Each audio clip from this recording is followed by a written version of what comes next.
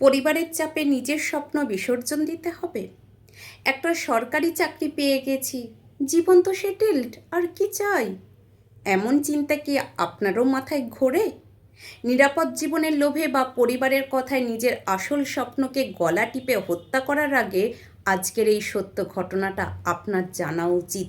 আমরা অনেকেই একটা মোটামুটি ভালো চাকরি বা নিরাপদ জীবন পেয়ে গেলে নিজেদের বড় স্বপ্নগুলোকে ধামাচাপা দিয়ে দিই। কিন্তু আপনি কি ভারতের সফলতম অধিনায়ক মহেন্দ্র সিং ধোনির জীবনের গল্পটা জানেন? রাঁচির এক অতি সাধারণ মধ্যবিত্ত পরিবারে তার জন্ম। মধ্যবিত্ত পরিবারের ৮-১০টা বাবার মতো তার বাবারও স্বপ্ন ছিল ছেলে যেন বড় হয়ে একটা সরকারি চাকরি পায়।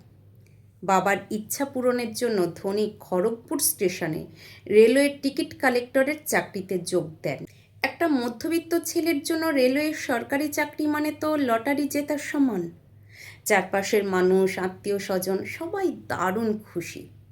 কিন্তু ধোনির বুকের ভেতরটা যে রোজ একটু একটু করে ভেঙে যাচ্ছিল তা কেউ টের পায়নি। তার স্বপ্ন ছিল ২২ গজের পিচে ঝড় তোলার, আর তাকে কিনা রোজ প্ল্যাটফর্মে দাঁড়িয়ে মানুষের টিকিট চেক করতে হচ্ছে। সারাদিন ডিউটির পর ক্লান্ত শরীরে তিনি যখন প্র্যাকটিস করতে যেতেন, তখন হতাশা তাকে গ্রাস করত। তার মনে হতো এই প্ল্যাটফর্মের ভিড়েই হয়তো তার স্বপ্নগুলো একদিন হারিয়ে যাবে। এই দমবন্ধ করা জীবন থেকে মুক্তি পেতে তিনি এক চরম ঝুঁকিপূর্ণ সিদ্ধান্ত নেন। পরিবারের অমতে সবার বারণ উপেক্ষা করে তিনি সেই নিরাপদ সরকারি চাকরিটা ছেড়ে দেন। চারপাশের মানুষ তাকে পাগল বলেছিল। একটা নিশ্চিত ভবিষ্যৎ ছেড়ে অনিশ্চয়তার পথে পা বাড়ানোটা তো পাগলামি। কিন্তু ধোনি জানতেন, খাঁচায় বন্দি নিরাপদ জীবনের চেয়ে আকাশে ওড়ার ঝুঁকি নেওয়াটা অনেক বেশি আনন্দের। এরপরের গল্পটা তো ইতিহাস। সেই টিকিট কালেক্টর ছেলেটি একদিন ভারতের জার্সি গায়ে চাপান। শুধু গায়েই চাপাননি, নিজের ঠান্ডা মাথার অদম্য সাহসের জোরে ভারতকে এনে দেন টি-20 বিশ্বকাপ, ওয়ানডে বিশ্বকাপ এবং চ্যাম্পিয়ন্স ট্রফি। যে ছেলেটা একদিন স্টেশনে সাধারণ মানুষের টিকিট চেক করত, সেই ছেলেটি আজ গোটা বিশ্বের কোটি কোটি মানুষের হৃদয়ের স্পন্দন, আমাদের সবার প্রিয় ক্যাপ্টেন কুল। তাই বন্ধু, আজ হয়তো আপনি এমন একটা কাজ করছেন যা আপনার করতে একদমই ভালো লাগে না।